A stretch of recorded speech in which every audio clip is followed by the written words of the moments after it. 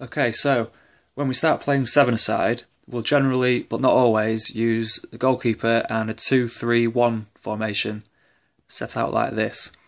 The idea being that the two fullbacks, or wing-backs as we'll call them, will get forward on either side to support the attacks and get back and support the defence when we lose possession.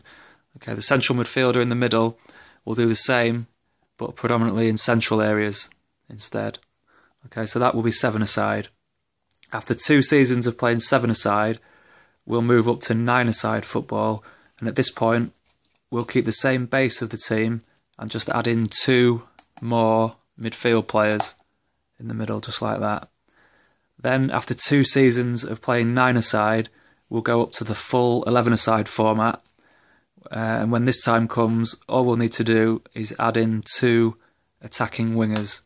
So 1 on either side, like that. That'll leave us with a goalkeeper, 2 centre-backs, a right-back and a left-back, a defensive central midfielder, 2 more central midfielders, a winger on either side, and a centre-forward.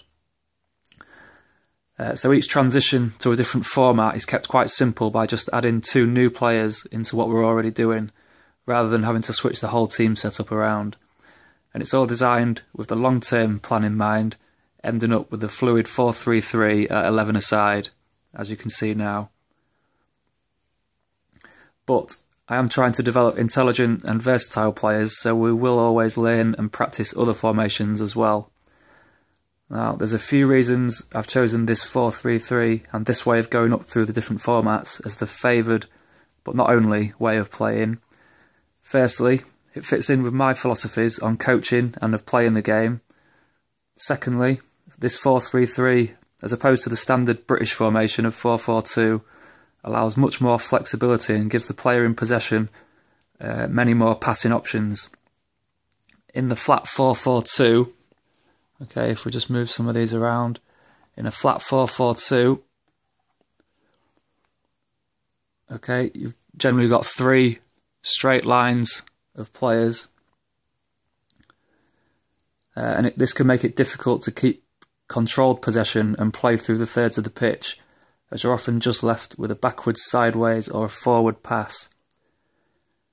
In the 4-3-3 that we've shown, if I just move these back,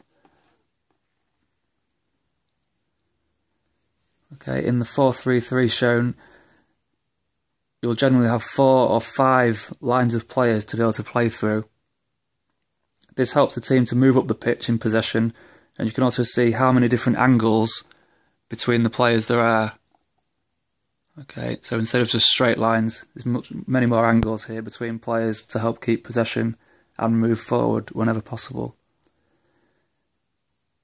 as opposed to the square and quite predictable patterns that the flat and outdated 4-4-2 gives you. So that'll be how we will plan to end up with the 4-3-3.